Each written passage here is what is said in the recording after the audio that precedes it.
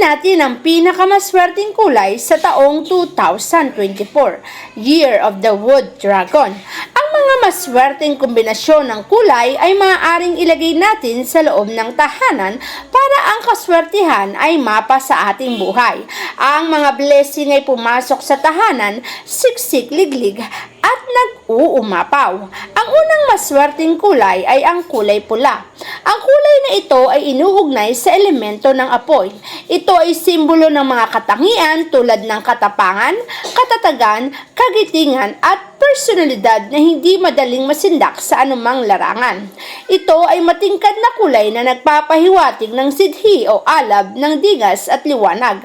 Ang kulay pulang kapaligiran ay iminumungkahi sa lugar na nangangailangan ng ibayong lakas, liksi, at kasiglahan.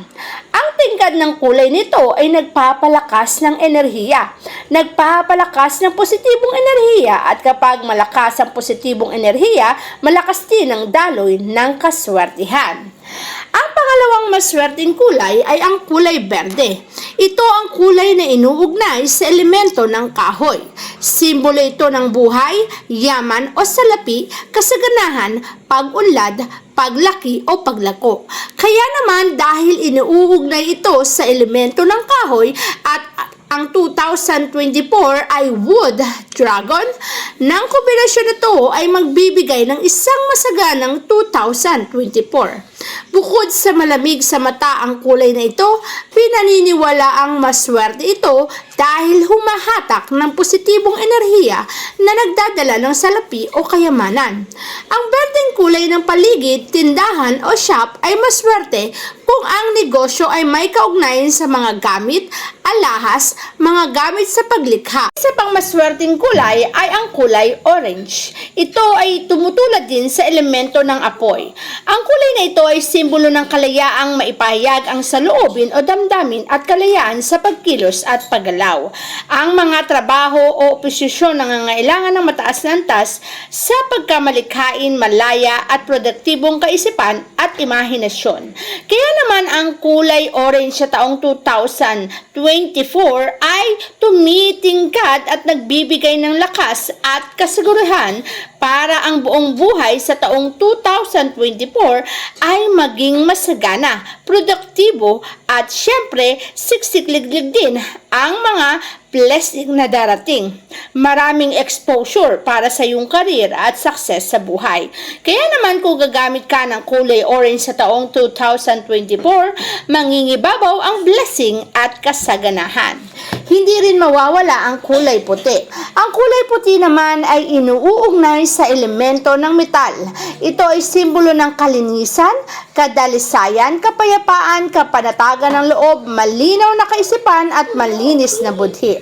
Ang kulay puti ay may soothing effect na pakiramdam at dahil simbolo ito ng malinaw na kaisipan, ito ay nagbibigay ng isang malinaw na opportunity para sa mga taong mahilig gumawa ng mga karera o negosyo sa buhay. Nagkakaroon sila ng pag-unlad sapagkat ang kulay na ito ay mag-ibigay o magbibigay ng isang bagay kung saan magiging matagumpay ang mga taong nagtatrabaho sa opisina o kaya naman ang karir ay pagpatungkol sa negosyo at mapapaunlad ang negosyong meron sila sa taong 2024. Nagkakatulong ang mga kulay na ito upang magkaroon ng kasaganahan. Hindi naman mawawala sa listahan ang kulay asul. Ang kulay na ito ay inuugnay sa elemento ng tubig kung kaya ang karera sa taong 2024 pagdating sa trabaho, negosyo ay magtatagumpay. Simbolo ito ng katapatan at kabutihang loob. Maswerte ang kulay asul pagdating sa mga taong nangangarap at maraming goals sa buhay. Unti-unti itong matutupad at maisa sa katuparan sa taong 2024. Maswerteng kulay ito para sa mga negosyante na inuugnay sa tubig. Kung ang negosyo mo ay patungkol sa tubig, ikaw ay magkakaroon ng maswerteng negosyo tulad ng tindahan ng aquarium, fountain, tindahan ng iba't ibang uri ng isda, fisheries, tindahan ng tubig, at iba pang negosyong may kaugnayan sa tubig ay magiging masagana sa taong 2024. 2024. Hindi naman mawawala ang kulay dilaw sa maswerteng kulay sa taong 2024. Ang kulay na ito ay iniuugnay sa elemento ng lupa. Simbolo ito ng popularidad o katanyagan, tagumpay, kaunlaran, pagbabago, katatagan, kaligayahan, pagtitiwala at mahabang buhay. Ang tagumpay pagdating sa exposure at kasikatan o popularidad ay makakamtan sa taong 2024. Kaya naman ang mga taong nagtatrabaho sa larangan ng ganitong business o sa larangan ng ganitong career ay magtatagumpay. Ito ay maswerteng kulay kung ang negosyo ay may kaugnayan sa mga bagay na nagmumula o nabuhay mula sa elementong lupa. Ang mga halimbawa ng negosyong siswertihin gamit ang kulay dilaw ay ang tindahan ng halaman, bulaklak, kulay, prutas, at iba pang produkto na may kinalaman dito. At sila ay siswertihin sa taong 2024. Ang kulay violet naman ay iniugnay sa elemento ng apoy. Simbolo ito ng kapanatagan ng loob, mayaayos na takbo ng kaisipan, lakas ng kalinawan ng pag-iisip, malalim na pangunawa at mahabang pasyensya at pagiging kalmado. Kung ang mga negosyo mo ay nasabi sa mga halimbawang ito, ang negosyo mo sa taong 2024 ay magtatagumpay. Maswerte itong kulay sa mga beauty parlor, massage parlor, spa at iba pang may kaugnayan dito. Kung nabibilang ang negosyo mo, siyak na ito ay magkakaroon ng pag-boom sa taon ng 2024. Ang kulay na ito ay iminumungkahing gamitin sa mga lugar kung saan nangangailangan ng kapanatagan upang maging kalmado o relax ang pakiramdam. Hindi rin mawawala ang kulay itim.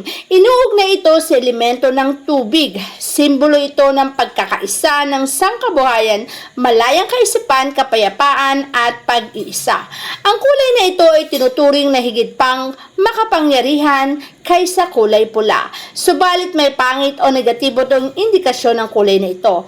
Ang negatibong simbolismo ng kulay itim ay inuugnay sa kamatayan, pagluluksa, kasamaan at gawaing bunsod ng kabuktutan. Itinuturing itong mapuwersang kulay, subalit hindi ito mawawala sa maswerte sa taong 2024. May ilang tindahan o shop na gumagamit ng kulay itim, subalit hindi ito ginagamit ng puro. Kalimitang kinukombinasyonan ito ng kulay pula o iba pang kulay upang ang kaswertihan ay mangibabaw at hindi ang negatibo. Kaya naman ang itim na kulay ay magdadala rin ng swerte sa taong 2024.